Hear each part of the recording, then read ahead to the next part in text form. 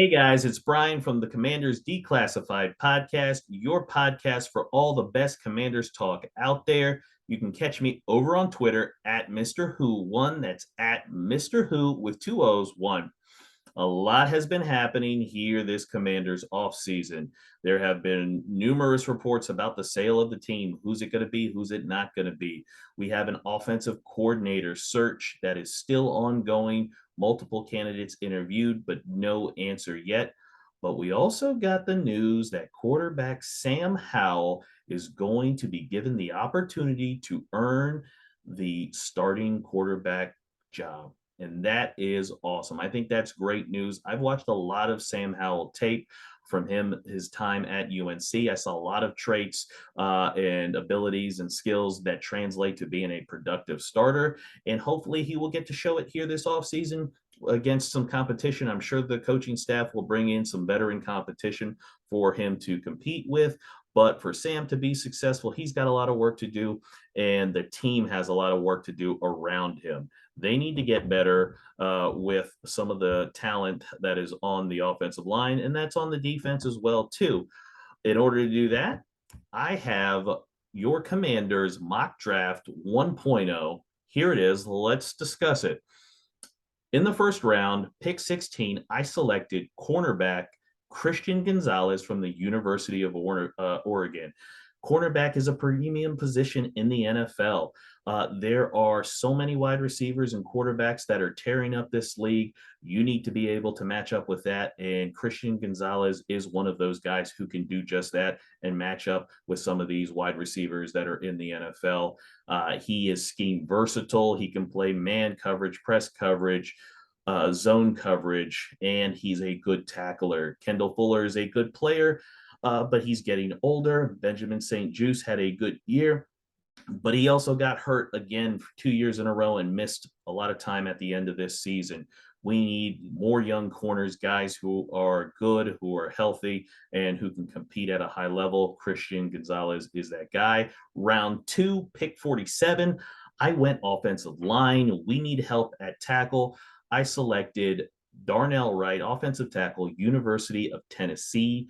He is a big, physical, aggressive offensive tackle who's seen a lot of top talent and dominated a lot of the top talent in the SEC.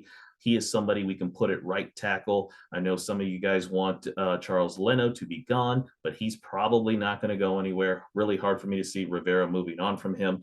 So put him at right tackle. Sam Cosmi, who's played well when he's been in there, unfortunately has been hurt a lot. We need a fixture at right tackle. Darnell Wright can be that guy. And when Leno moves on, he can also play left tackle as well, too. Third round, pick 97. This is actually our comp pick for Brandon Sheriff leaving us. I went with linebacker Jack Campbell from the University of Iowa. If anybody who watches Iowa football, you know their defenders are going to be tough, physical, aggressive type guys, and Jack Campbell fits that mold. He's a middle linebacker. He diagnoses run plays well. When he diagnoses them, he triggers downhill quickly, and he meets a ball carrier in the hole with bad intentions. He's somebody who can come in and help out our defense. He can step into the middle, let Jamin Davis continue to progress and be more of that weak side linebacker. We don't know if Cole Holcomb's going to come back or not, and he's also coming off an injury as well, too.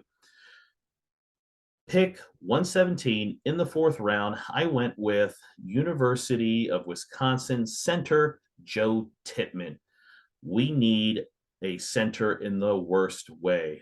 Chase Roulier has been good, but unfortunately, the past 2 years, he's been hurt and missed essentially the entire year. Having season-ending injuries back-to-back years is not good, and it's definitely not good for an offensive lineman to lose their pivot man.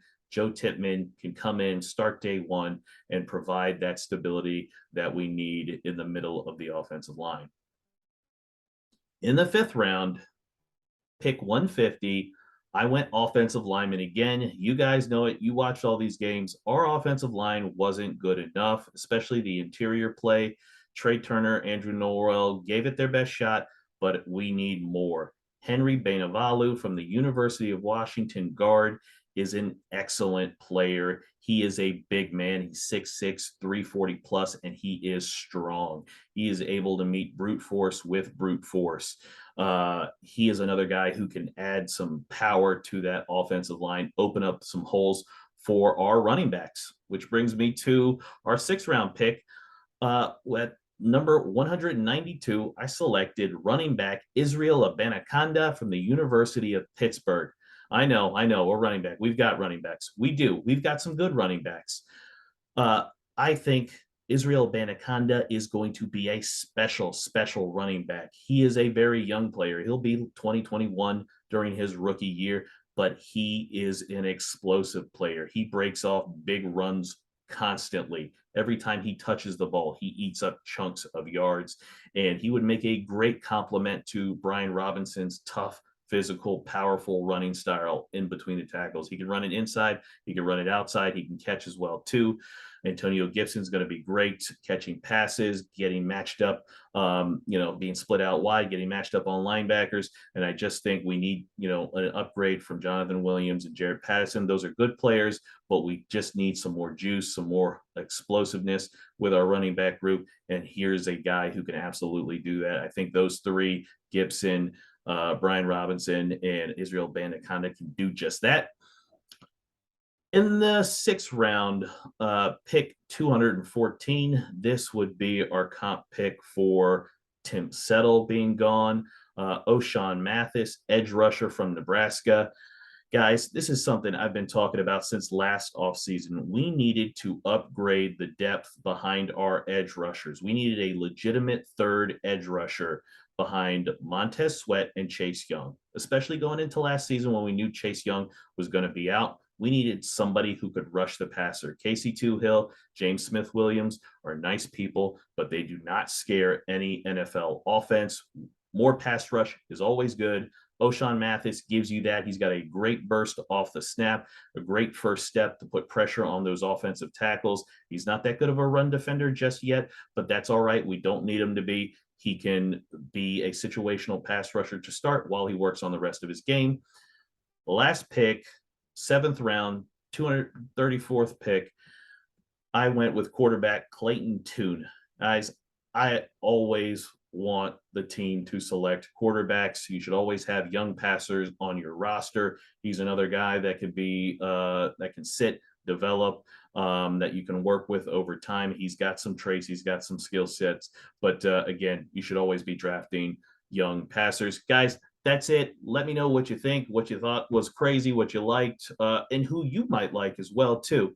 Again, this is Commander's Declassified Podcast. Please check out the podcast. We're available on all audio platforms. If you like us, like, subscribe, give us a 5-star review if you can.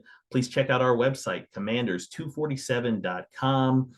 Also, check out our YouTube channels where you can see great videos like this and more that we have coming. Like and subscribe there, and I'll catch you next time.